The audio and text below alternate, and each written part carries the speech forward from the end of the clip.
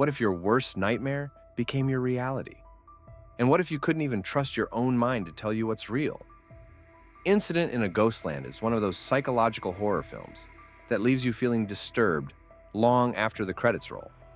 But is it just shock value, or does it actually have something deeper to say? Let's talk about it. Released in 2018 and directed by Pascal Laugier, yeah, the same guy who gave us Martyrs, this film is not for the faint of heart. Incident in a Ghostland follows two sisters, Beth and Vera, who, along with their mother, inherit an old house. But their first night there turns into a nightmare when intruders break in, setting off a chain of trauma that shapes their lives forever.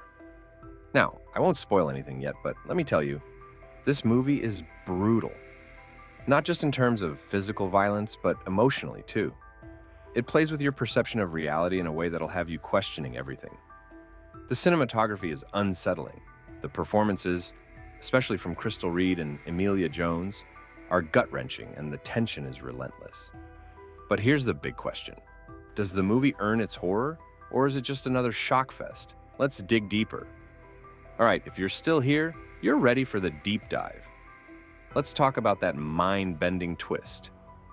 For most of the movie, we think we're watching an adult Beth living a successful life as a horror novelist, escaping the horrors of her past. But bam, it's all in her head. She never left the house. She's been trapped in that hellhole all along, using her imagination as a coping mechanism. This twist hits hard because it makes you realize how trauma can completely distort reality. Beth's mind chose to rewrite her experience rather than face the truth of her abuse. It's not just a horror story, it's psychological torment. And let's talk about Vera for a second. While Beth is mentally escaping, Vera is stuck in real time, experiencing every horrifying moment. That contrast makes the film even more devastating. Now, this film has faced criticism for being too extreme.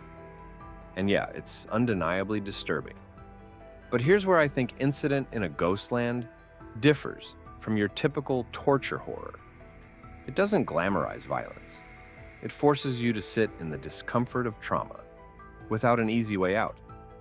It's ugly, raw, and terrifying because it feels real. So, is Incident in a Ghostland worth watching? If you're a fan of psychological horror, absolutely. But if you're sensitive to themes of abuse and trauma, proceed with caution. It's not just another haunted house movie.